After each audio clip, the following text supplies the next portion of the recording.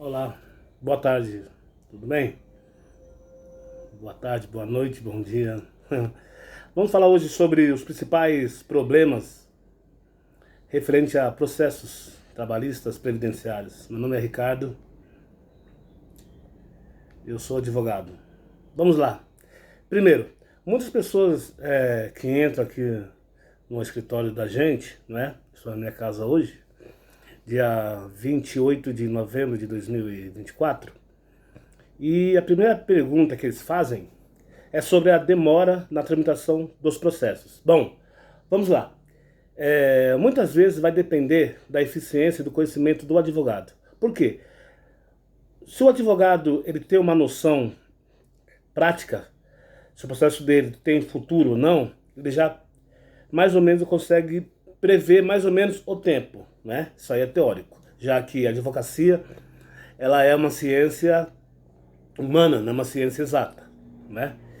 E muitos fatores que podem ocorrer, emenda inicial, às vezes a pessoa entra no fórum competente, o caso advogado, faz com que demore. Ou mesmo o próprio cliente não tem a noção de quais documentos tem a necessidade de apresentar ao advogado. Procuração, declaração de pobreza, declaração de endereço, comprovante de endereço, RG, CPF, no caso de ações previdenciárias, comunicação de decisão, laudos e exames. Se for uma ação na qual o autor pleiteia o tempo de serviço, é a carteira de trabalho para o tempo de serviço. Se houver tempo rural, aí complica um pouco mais, porque os juízes, a justiça em si, geralmente eles entendem que a pessoa que trabalha no campo rural, né, ela tem que manter um vínculo na zona rural.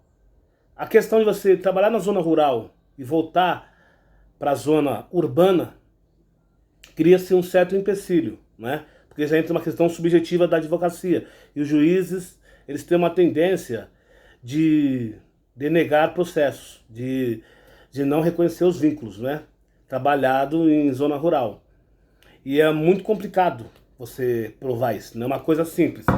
Muitas vezes o advogado fala, é simples, dá para fazer. Não, não é bem assim não, é complicado.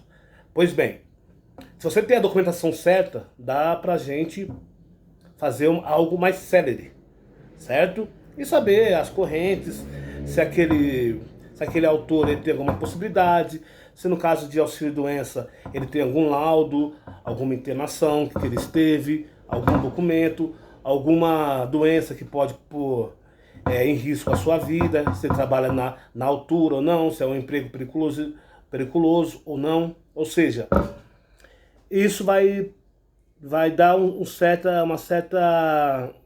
norte para a sua questão jurídica, né? Mas o que é mais importante que eu observo nesses últimos anos de advocacia é que geralmente os autores têm uma tendência de entrar com processo com pessoas conhecidas, ou que tem uma boa advocacia grande. Eles têm uma certa visão, não é? Que aquilo tem uma confiabilidade melhor. Em tese pode até ser, em tese, né? Só que muitas vezes o trabalho da advocacia é algo específico, é algo que você tem que ter um conhecimento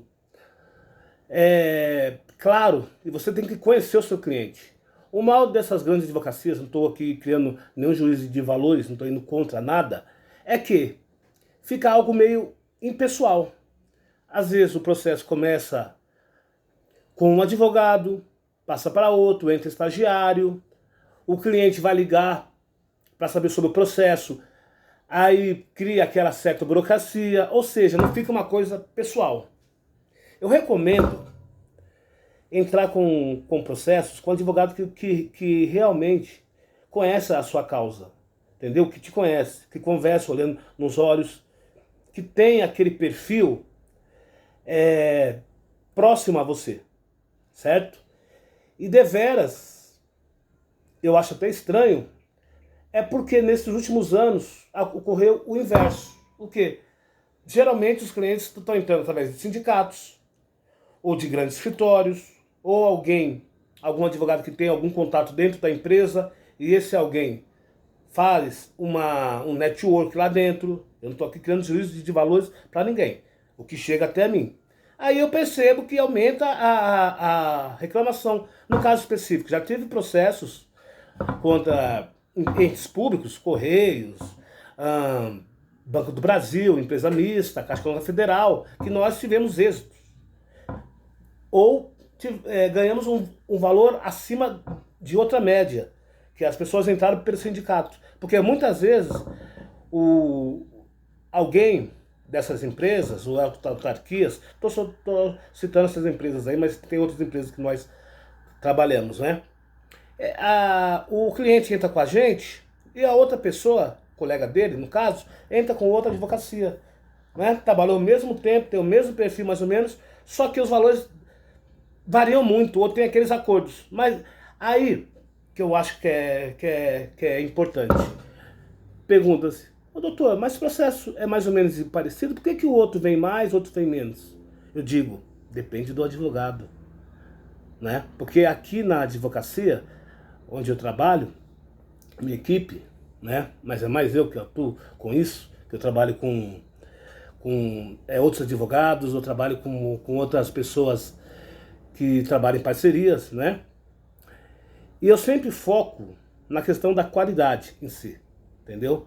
Tentando ganhar o maior valor possível para o cliente, independente se há proposta de acordo ou não. Porque essas propostas de acordo, por vezes, ela cria um certo problema, porque o dinheiro tem aquela questão. O que vem fácil, vai fácil. Às vezes você abre mão de um valor bem acima, né? Um exemplo, uma ação acidentária que vai dar 150 mil reais contra a empresa, isso daí é um exemplo.